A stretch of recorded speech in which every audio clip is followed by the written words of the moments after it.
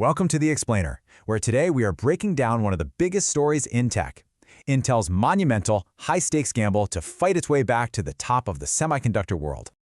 All right, so where does this story even begin? Well, we're starting right in the heart of the action, in a place called Chandler, Arizona. So I want you to picture this for a second. A massive facility out in the Arizona desert, humming 24/7. We're talking over 1 million square feet of cleanroom space. This is Fab 52. And look, it's not just some factory. This thing is the absolute beating heart of Intel's entire comeback strategy.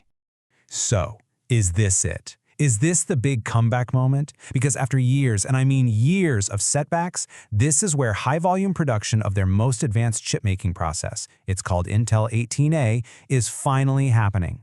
This one piece of tech, this is their shot at getting back on even footing with their biggest rival. But it's not going to be a walk in the park. Not even close. I mean, think about it. They're launching this incredible new tech with no major outside customers actually signed up yet. They've had huge layoffs, like 15% of their workforce. Their big Ohio factory, delayed by at least 4 years. And get this, the US government has taken a direct stake in the company. That's how high the stakes are. So yeah, Intel has a lot to prove. So the big question is, how did we even get here? How did a giant like Intel, a company that basically defined the chip industry, find itself playing catch-up? To answer that, we got to rewind the clock a bit. You've probably heard of Moore's Law, right? This idea from Intel's co-founder that chips just get exponentially better every couple of years. Well, for decades, Intel wasn't just following that law. They were the law. They set the pace. They were the drumbeat for the entire tech industry. But then, in the last decade or so, that drumbeat faltered. They made this one critical decision to delay using these incredibly complex, incredibly important machines called EUV machines. The ones that use extreme ultraviolet light to etch these tiny, powerful circuits. That one delay created this cascade of problems. They were late on their 10-nanometer chips, then they were late on their 7-nanometer chips. They lost huge customers, like Apple, who just went off and made their own chips with Intel's rival, TSMC. And they pretty much missed the boat on the whole AI hardware explosion. And look, you don't have to take my word for it. The company's new leadership is pretty blunt about it. The new CEO, Lip-Bu basically said, "We lost the discipline of cycle time." In other words, they lost their focus. They were trying to do way too much at once. And crucially, they just stopped delivering on their promises. Okay, so that's the fall. What about the comeback? What's the plan to get back on track? Well, it is, and I'm not exaggerating here, one of the most audacious, high-stakes technology roadmaps the industry has ever seen. So under their current CEO, Pat Gelsinger, Intel basically decided to go for a Hail Mary. They launched this insane sprint, deliver 5 generations of advanced chip technology in just 4 years. I mean, that is a breakneck pace. The whole idea is to literally leapfrog the competition, and it all culminates in that 18A process we were talking about earlier. So what makes 18A so special? Well, at its heart, there are 2 huge innovations. The first one is a brand new transistor design called ribbon-fed. And you got to understand, this isn't just a small tweak. This is like a complete redesign of the most fundamental building block of a computer chip. And here's why that's such a game changer. Your traditional transistors, which you see on the right, are kind of like a gate that controls the flow of electricity from 3 sides. It works, but it's not perfect. But with ribbon-fed, which you see on the left, it wraps all the way around the channel. It's got it surrounded. This gives it way tighter control over the flow of electricity. And the result? A huge jump in power efficiency. We're talking over 15% better than their last generation. That's a big deal. Okay, so that was innovation number 1. The second one is called PowerVia.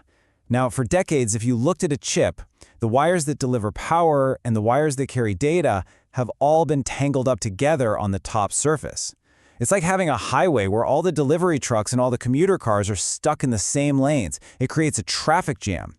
What Intel figured out how to do is move all the power lines, all the delivery trucks, to a separate highway on the back of the chip. This clears up all that congestion and just makes everything run way more efficiently. So, the tech is amazing, right? Ribbon-fed, PowerVia, it's incredible stuff. But here's the thing. Having the best tech is only half the battle. Now Intel has to convince other companies to actually use it, and that means going head-to-head with their absolutely dominant rival. And to really get why this is so tough, you have to understand the fundamental difference between how Intel and its main rival, TSMC, do business. TSMC, as you can see, is what's called a pure-play foundry. All they do is manufacture chips for other companies. That's it. Intel, on the other hand, has always been an integrated company. They design their own chips and they make them. Now they want to make chips for others too, and that creates a huge fundamental conflict. And right there, that's the core of the problem. Put yourself in the shoes of a company like Nvidia or AMD. You're thinking about having Intel make your next generation chip. That means you have to hand over your most valuable, most secret designs, your secret sauce, to the very same company you're trying to beat in the marketplace. It's a huge ask. And Intel knows it. Their new foundry chief, Naga Chandrasekaran, is really clear that this is their #1 hurdle. He basically says his job is to rebuild that trust, to convince customers that they can rely on Intel to execute perfectly. He says they are fundamentally changing their culture to be all about the customer, first and foremost. You know, this whole comeback story, it's bigger than just Intel. The stakes aren't just corporate, they're geopolitical. The outcome of this whole thing could literally reshape the global technology supply chain. And this right here, this chart shows you why. It's a staggering, almost unbelievable reality. Right now, about 92%, let that sink in, 92% of the world's most advanced chips are all made by one company, TSMC, in one single location, Taiwan. That's an incredible concentration of risk.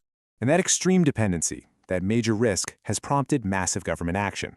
You've probably heard of the CHIPS Act. Well, that's what this is all about. It's a $52 billion bet by the U.S. government designed specifically to bring this critical manufacturing back to American soil. And the government believes in this so strongly that they've done something pretty much unprecedented. They've become a direct shareholder.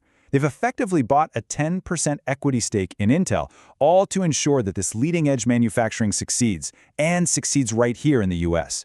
So, with all that pressure, are there any good signs? Well, yeah, despite all the challenges, there are definitely glimmers of hope.